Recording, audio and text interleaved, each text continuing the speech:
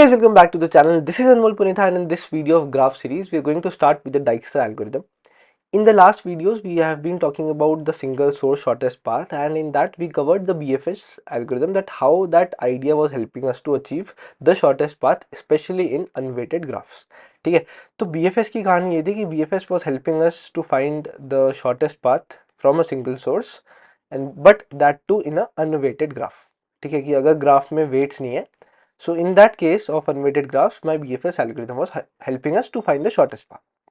ठीक है, what was the shortest path there? Shortest path was nothing but a path with least number of edges from a source to a destination, obviously, but least number of edges.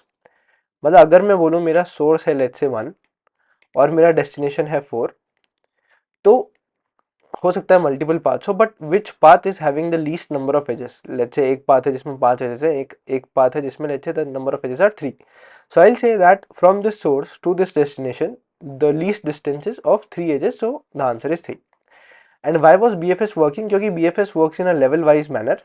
तो अगर उसका destination let's say level 3 पे है, तो मतलब कोई एक path है, अगर उससे लेवल 3 पे आ रहा है, लेवल 5 पे भी है, बट अगर लेवल 3 पे है, सो लेवल 3 वाली नोड डेस्टिनेशन की बीएफएस की वजह से पहले आ जाती है, that we have already seen, and that is why it was working fine and giving us the answer.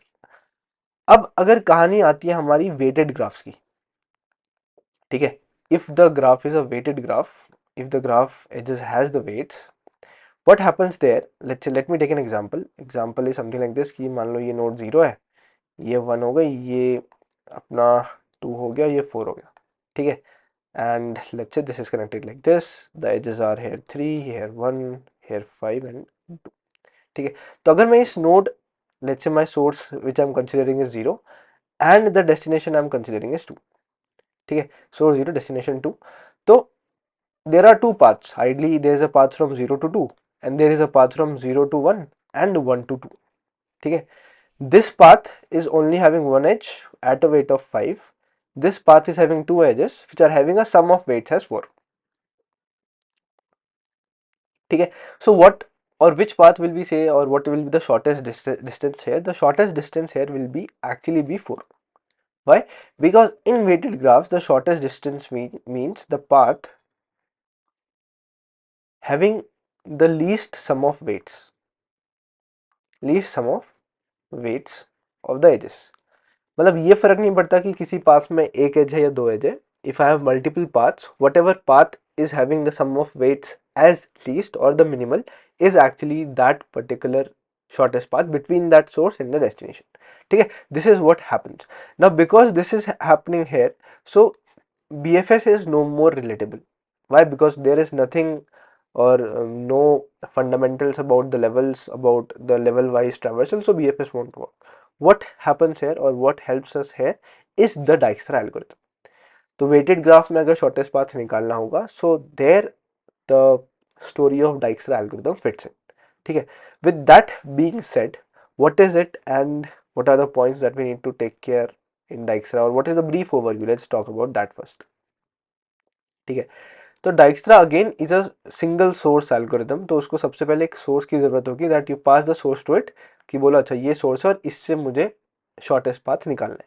From that source to all the other nodes it will find the shortest distances. ठीक है, from source to all distances it is also a single source path. तो एक source तुमने दिया और shortest path उसने निकाला.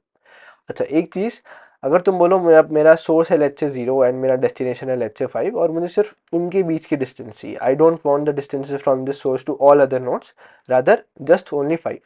So is that a good option, or will it have a lesser time complexity? The short answer is no. Why? Because Dijkstra works in such a manner कि let's say अगर इसके बीच में कुछ successive nodes होंगी ना, तो Dijkstra ऐसे काम करेगा that it will first try to find the least distance until this node, then it will try to find the distance until this node, मतलब it works in a successive manner. तो जब उसके पास least distance till this node आ जाएगी, उसमें वो फिर ये वाला weight add करके इस destination node की distance निकालेगा. So it does not happen directly that from 0 you go to the destination node 5 or something like that. It happens in a successive manner. So that's why तुम्हारा source dependent है. उसके बाद अगर तुम्हें एक destination चाहिए या multiple destinations चाहिए, that hardly matters. Dijkstra one traversal or one complete run of the algorithm is going to give you the shortest distance to all the other nodes of the graph from the source. Okay, these are the, like, this is more like a brief overview of what actually happens. How does it happen, or question of how Dijkstra works. Let's talk about this.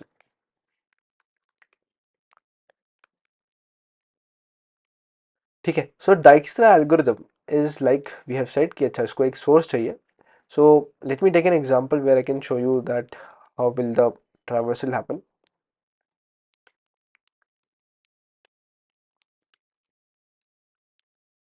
ठीक है, let's say this node is having a weight of 1, having a weight of 2, या ऐसे मान लो इसका weight 3 है, इसका weight 1 हो गया, इसका 4 मान लेते हैं, इसका 2 है और इसका भी 3 है weight. ठीक है, and let's say the source is 0. ठीक है, तो सबसे पहले तो मुझे एक source मिल गया and I'll start my algorithm from here.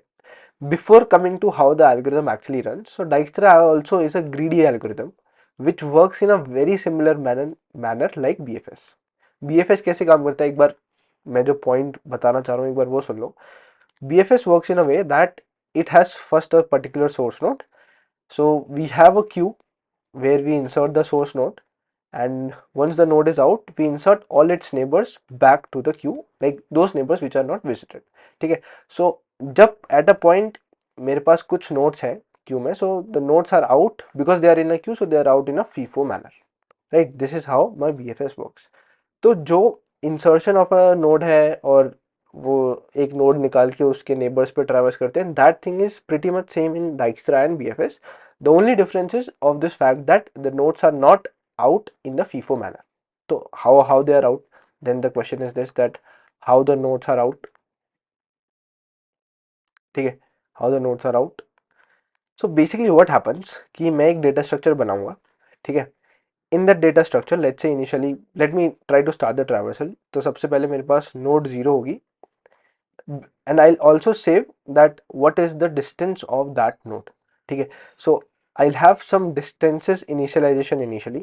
ध्यान से देखने क्या लिख रहा हूँ कि हर एक नोड की कुछ डिस्टेंस इनिशियलाइज्ड होगी कि that distance is obviously from the source. Whenever I say a distance, please assume or please make sure that you assume it in such a way कि that distance is from the source to that node. ठीक है, from source to that node. तो initially मैं क्या करूंगा कि मैं बोलूंगा अच्छा डिस्टेंस मतलब नोड 1 की distance from the source is infinity infinity infinity and 0 because is the source itself, so I just mark its distance as 0 कि सोर्स से सोर्स की डिस्टेंस हो गई 0 ऑब्वियसली. ठीक है, तो I will insert in my data structure the node 0 with its distance that is 0 only. ठीक है, so this is how the pre initialization or basically the steps which we do initially are looking in such a manner. ठीक है, then what happens, अब क्योंकि VFS की तरह चलता है तो मैं सिंपली अपनी वाइल लूप चलाऊंगा और बोलूंगा जब तक data structure is not empty I will keep running iterations. ठीक है, I will keep running iterations and how will I run और what will I run in my iterations. So I will take this node out whatever is the node. ठीक है, और what node is out, चौथा question मेरा, what node is out. That node which has the least weight, which has the least weight or basically least distance is the one which is out. ठीक है, is the one that is out. तो इसका मतलब अगर मैं इस node को बाहर निकाल रहा हूँ, मतलब मेरे पास अगर मल्टीपल ऑप्शंस होंगे तो मैं उस नोड को बाहर निकालूंगा जिसकी ये डिस्टेंस मिनिमम, क्योंकि मैं अपने डेटा स्ट्रक्चर में नोड और उसकी डिस्टेंस दोनों सेव कर रहा हूँ या नहीं भी कर रहा. So I just want to take that node out first which is having the least distance, and this is actually the main intuition behind Dijkstra. This is the one liner about Dijkstra. ठीक है, that throughout the traversal what actually happens is that the core structure is very similar to BFS, but the only difference is कि वहाँ पे FIFO निकल जाता कि जो सबसे पहले inserted है वो बाहर निकालो. यहाँ पे FIFO ना लग के this point will come. That node which is having the least distance from the source should be out first. ठीक है, keep this in your mind. अब उसके बाद अच्छा ठीक है आपने ये तो बता दिया, इसके बाद क्या होगा. तो सबसे पहले 0 0 is out from the queue. तो let's talk about this node 0. ठीक है, let's say with respect to 0 what will happen. तो 0 के कितने नेबर्स हैं, 0 इज हैविंग एक्चुअली 3 नेबर्स, 1 2 और एक्चुअली 3, तीनों ही नेबर्स 0 के हैं, directly neighbour. So will just iterate over each one of them one by one and will say कि जो उस नेबर की डिस्टेंस है, ठीक है, let's say let me talk about this neighbour one. ठीक है, कोई भी ऑर्डर हो सकता है, but let's say this neighbour one comes in first with respect to 0 neighbour one. ठीक है, जब नेबर वन आया तो नेबर वन की डिस्टेंस क्या है जो अभी सेव्ड है, दैट इज इंफिनिटी. ठीक है, and if you are coming via this node, if you are coming via this node, तो इस नोड की डिस्टेंस सोर्स से क्या है, दैट इज 0. ठीक है, इस नोड की डिस्टेंस सोर्स से क्या है, that is 0. Plus if you take this weight plus 3, it becomes a total of 3. मतलब कि if you are coming from, if you are coming via this node from the source, obviously at this point source and node are same, but मान लो कुछ एक source है और I am saying if you are coming via this node 0 with this weight 3 in your head, then you get a total value of 0 plus 3, that is 3, and this value is lesser than what is already saved infinity, so implies you are getting a better option. So you just update this infinity to 3 of this node 1, or if of this neighbor 1, you update the distance from infinity to 3 and you insert this node along with its updated distance inside the data structure. ठीक है, this is happening for the first neighbour, but अभी वो neighbour वाली loop जो चलती है वो अभी खत्म नहीं हुई, it just run its first iteration. Now the second iteration will run where let's say the neighbour which comes out is 2. ठीक है, 2 के लिए भी यही कहानी होगी कि 0 तक का डिस्टेंस था 0 प्लस इसका वेट है 4 which is lesser than infinity, so I just update it to 4 and will insert it in the queue. Same thing happens for 3 also, कि 3 के लिए the distance will be 0 plus 2, that is 2. ठीक है, और इस infinity को हमने update कर दिया to 2. This happens with respect to 0, मैंने ये तीनों इटरेशन चला दी. ठीक है, after this point now the question is more justified कि which node is out from this data structure. अगर ये एक बीएफएस एल्गोरिदम चलता, अगर ये एक बीएफएस होता, तो जो मेरी नोड बाहर आने वाली थी इस क्यू से, that would have been the one which I first inserted. Now it's since it's Dijkstra बोलेगा अच्छा जिस नोड की डिस्टेंस मिनिमम है ना अभी तक सोर्स से, उसको पहले ले लो. So that node is nothing but this one. So now this node 3 will be out. ये कहानी हमने पूरी कर ली थी, this was done, and now the node which is out is 3. This is out. ठीक है, now I will be doing everything with respect to 1 with respect to 3. So 3 का सिर्फ एक ही नेबर है. ठीक है, मैं विद रिस्पेक्ट टू 3 बात कर रहा हूँ. There is only one neighbour, and what is the distance of that neighbour? Distance of that neighbour 2 is saved as 4. if I am coming via 3, अब ध्यान से देखना. ठीक है, if I am coming via 3, तो this is previous distance, मतलब जो distance saved है हमारी 2 पे. ठीक है, if I am coming via 3, तो 3 तक की distance थी 2. ठीक है, 3 तक की distance थी 2 plus this weight that is 3 makes a total of 5. मतलब अगर जो भी सोर्स है उस सोर्स से मैं via this node 3 इस वेट को ले रहा हूं और तब मैं उस नोड 2 पे पहुंच रहा हूं, तो जो मेरी टोटल वैल्यू मिल आ रही है डिस्टेंस की, वो आ रही है 2 उस नोड तक की distance plus 3 making it a total of 5. But what is saved there, the value which is saved is 4 which is a better option than 5. So I don't do anything and nothing happens. ठीक है, मतलब in a way I am just discarding this particular path, saying कि इस path से अच्छा तो directly तुम 0 से 2 पे ही आ जाते. So nothing happens. Okay, then I have 2 edges remaining. What is going to be out now would be this one because it is having the lesser weight. So the node 1 is out, lesser distance, sorry. Node 1 is out and node 1 is having a distance of 3. ठीक है, अब now whatever happens with respect to 1. Only one edge is out. तो same thing will say कि अगर तुम जो भी source है, अगर तुम via node 1 इस edge को ले रहे हो और फिर 2 पे पहुंच रहे हो, so the distance of 2 again in this case is saved as 4. But if I come via this path, ठीक है, if I come via this path, so this path the distance till 1 was 3. ठीक है, अब मान लो यहाँ पे ये 1 ना होके 0.5 होता, क्योंकि 1 में तो 3 + 1 4 ही आ जाएगा. 0.5 इज अभी इंटीजर फ्लोट पे मत जाओ, बट लेट्स से 0.5 होती, तो क्या होता, डिस्टेंस टिल 1 was 3. ठीक है, plus if I am coming by this weight is having 0.5 making it a total of 3.5, and this value is actually lesser than what I have saved at 2. So ये update हो जाएगी distance with a value of 3.5. मतलब मैं ऐसा बोल रहा हूँ कि नोड 2 पे पहुंचने का एक बेटर ऑप्शन मिल चुका है which is coming via this path. So मतलब इस पॉइंट पे तो already the node 2 is inserted, but अगर वो इंसर्ट नहीं होती so then I would have inserted 2 with a distance of 3.5. But अगर इंसर्टेड है so this value is wrong because ideally I have got a better option now with a distance of 3.5. तो या तो हम इसको update कर देंगे, बोलेंगे कि नोड 2 3.5 की डिस्टेंस पे है, या तुम एक और एंट्री मार दोगे या एक और एंट्री ऐड कर दोगे that node 2 is now having a distance of 3.5. ठीक है. So it would hardly matter अगर 2 4 और 2 3.5 दोनों है, तो तुम इन द इटरेशन इसको पहले लोगे क्योंकि इसका शॉर्टर डिस्टेंस है. So this will anyways be discarded. Will be talking about both the cases कि कोड में अगर तुम्हें ऐसे अपडेट करना है तो क्या करोगे, या एंटर करना है तो क्या करोगे, री एंटर करना है तो क्या करोगे. Will be talking about this.